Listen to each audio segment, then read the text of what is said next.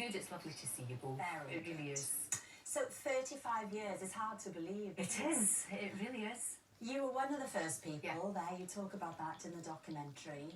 Why was it important to you to go back now then and see how the community, or to see whether they have managed to rebuild themselves? It was partly that, to be honest, and also I think just to put the whole disaster in its place. You know, it was the worst terrorist attack on Europe that there has ever been, and it was horrific.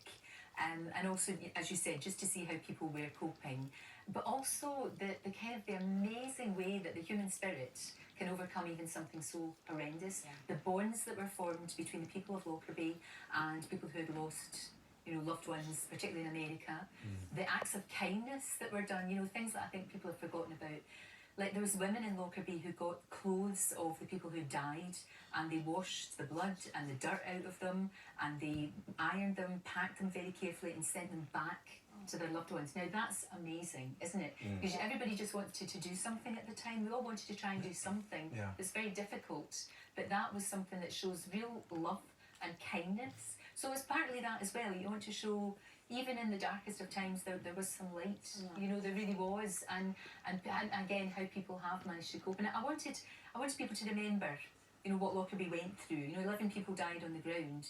It was round about this time, actually, this time of night, and people would be sitting, you know, watching their televisions, and then hell came out of the sky.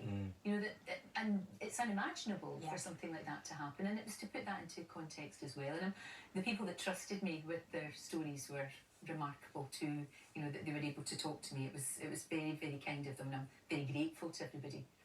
Am I right in thinking, Lorraine, that it was a different time back then, and people kind of dealt with their emotions very differently, didn't open up, they didn't talk about how they felt at all. You know, when you're talking about kind of the washing of the blood and folding, that kind of explains that mindset to me a little bit, really. But can you just give us a bit of a feel, really, as to kind of what people's emotions were in Lockerbie at that time? Well, it was utter shock, of course, because it was completely unimaginable. And I do remember, you know, I obviously have a lot of memories of just how hellish it was, but then the thing that I remember most is a very small thing, but it was everybody taking their Christmas decorations down. They took the lights down in the town because nobody wanted to celebrate.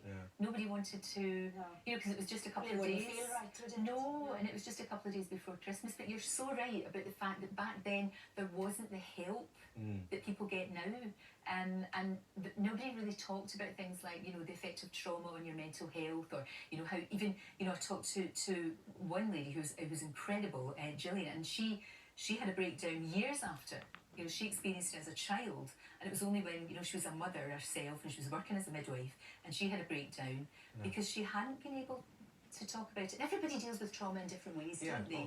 And you've got to but now I think we're much more understanding of the effect that has.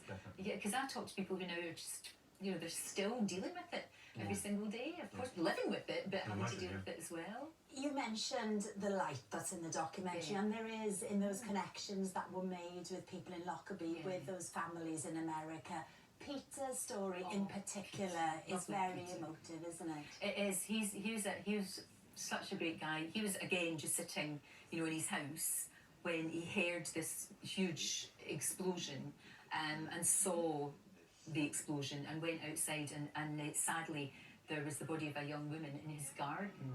And he spoke about it so movingly, and again, you can see him there, he's talking, that's him talking to the family, because they all came over. It was very difficult, because for people in America, all they thought about when they thought about Lockerbie was death and fire and destruction.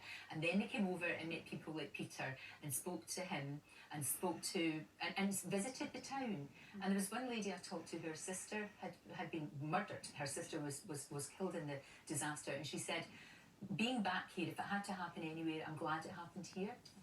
Because everybody was so kind, and she feels, you know, when she comes to Lockerbie, she's very close to Nicole, her sister. She was very close to her. Her body was never found, but her resting place is there. And they get a lot of peace and a lot of comfort from being there, which again is a testament to everybody in Lockerbie. No, it really is. Testament, really is. Thank you so much, Lorraine. Well, Return to Lockerbie with Lorraine Kelly is on next Wednesday at 9 o'clock on ITV.